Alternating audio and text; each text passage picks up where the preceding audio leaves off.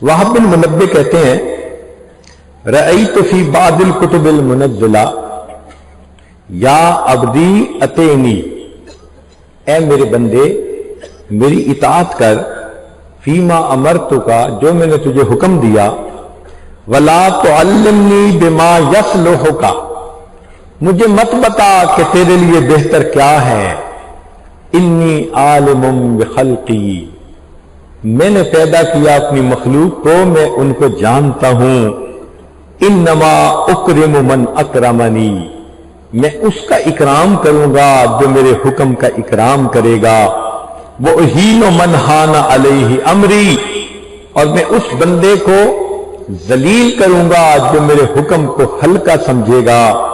वलस्तु बिनाज़िरिन फी हक़्क़ अब्दी, और मैं बंदे के हक में उस वक्त तक नहीं देखूंगा हत्ता यंजुर अब्दी फी हक़्क़ी, जब तक कि बंदा मेरे हक को नहीं देखेगा। तो मालूम हुआ हम अल्लाह के अहकाम को पूरा करेंगे, अल्लाह हमें इज्जतों से नवाजेंगे।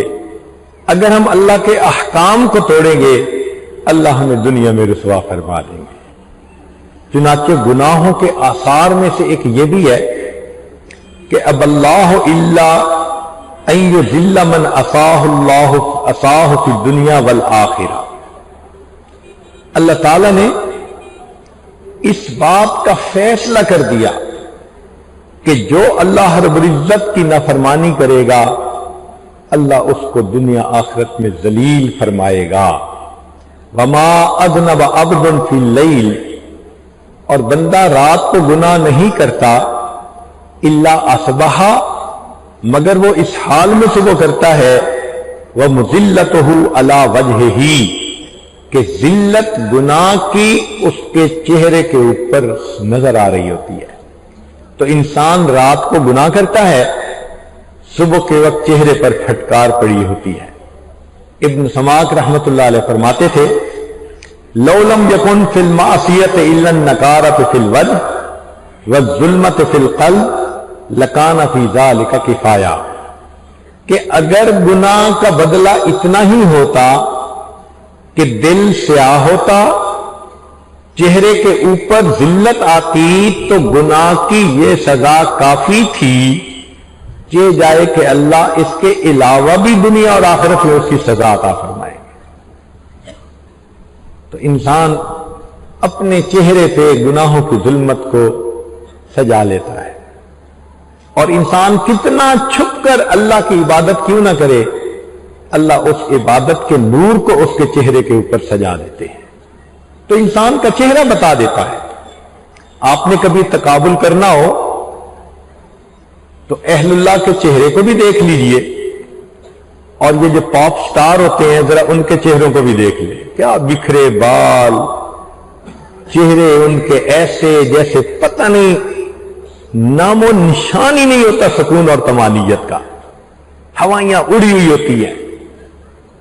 और अहलुल्लाह के चेहरे को देखो तो दिल को सुकून होता है। अल्लज़ीना इज़ा रुऊ ज़ुकिरल्लाह, ये वो बंदे हैं जिनको देखो तो देखने से अल्लाह याद आ जाता है। हमारे बुजुर्गों ने फरमाया कि गुनाहों की 3 तासीर तो पक्की है। किल्लतुर रिज़्क, अल्लाह ताला रिज़्क को तंग कर देते हैं। चुनाचे आप देखें फैक्ट्रियों वाले भी अगर गुनाहों की लाइन पे लग जाएं, उनको भी रिज़्क की तंगी।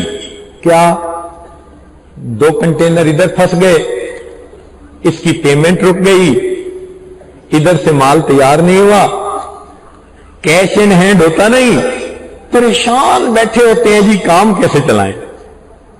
अब वैसे करोड़ोंपति मगर परेशान कि जी बनेगा क्या। तो अल्लाह ताला देकर भी बंदे को टाइट कर देते हैं। और कभी कभी तासीरुर रिज़्क, रिज़्क के हुसूल में अल्लाह मुश्किल कर देते हैं। हजरत पता नहीं डील होते होते रह जाती है। ये जो होते होते रह जाती है ना, ये किसी की वजह से है। मगर आमिलीन के पास जाओ तो वो तो कह देते हैं जी किसी ने कुछ कर दिया है। اللہ ان عاملین سے بچائے. ہمارے حضرت فرمایا کرتے تھے عامل نہ بننا کامل بننا. تو ان بیچاروں کو تو پتہ ہی ہوتا ہے کہ ہم اس لائن پہ لگا دیں گے تو ان کے ذہن میں سٹوری تو پہلے سے ہی ہوگی, ہاں پھپھو نے کچھ کر دیا, ہاں میری نند نے کچھ کر دیا, چچا نے کچھ کر دیا.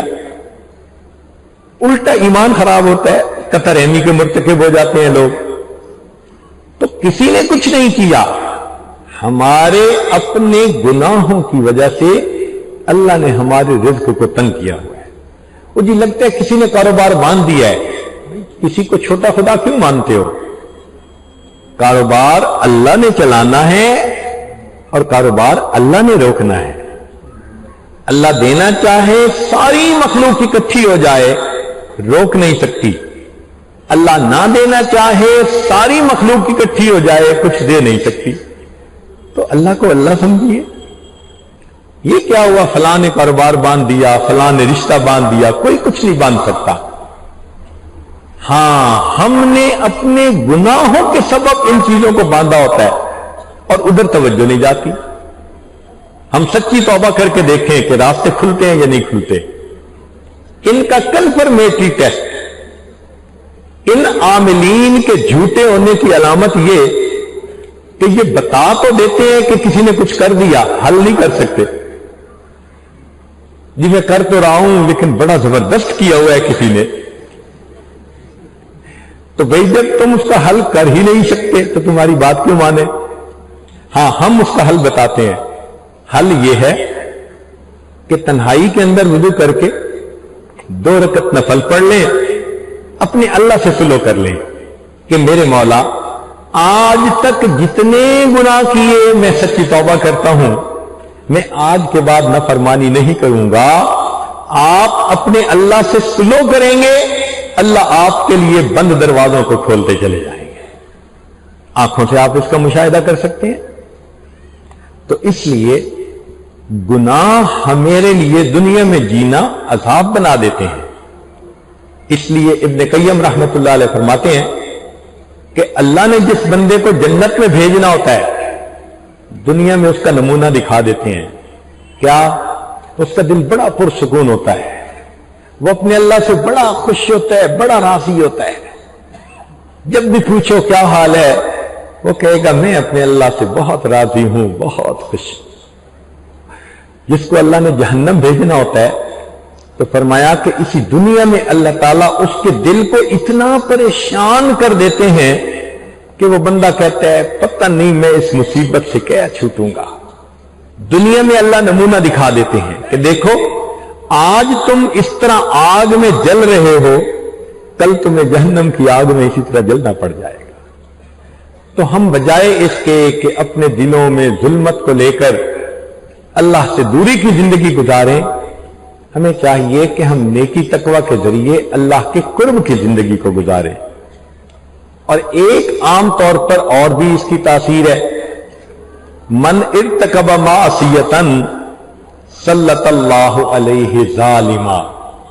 جو بندہ گناہوں کا ارتکاب کرتا ہے اللہ اس کے اوپر کسی ظالم کو مسلط کر دیتے ہیں. اپنی زندگیوں کو ہم دیکھیں, کہیں پر پڑوسی مسلط ہو جاتا ہے, جینا تنگ کر دیتا ہے.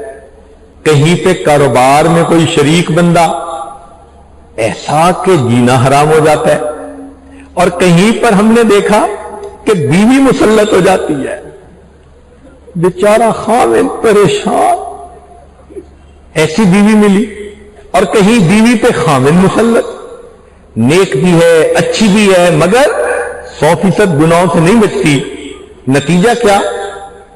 خاوند اس کو ٹف ٹائم دیتا ہے, اس کا جینا حرام کر دیتا ہے. کہیں نہ کہیں اللہ کوئی نہ کوئی ظالم, کوئی حاسد کھڑا ہو جاتا ہے.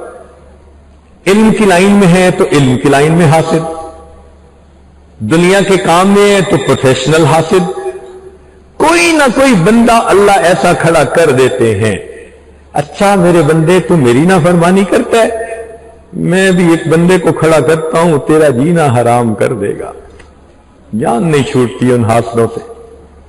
اس کا پھر ایک ہی طریقہ ہوتا ہے کہ انسان اپنے اللہ کے سامنے سرنڈر کر دے کہ اے اللہ، آج کے بعد میں آپ کے حکم کی نافرمانی نہیں کروں گا۔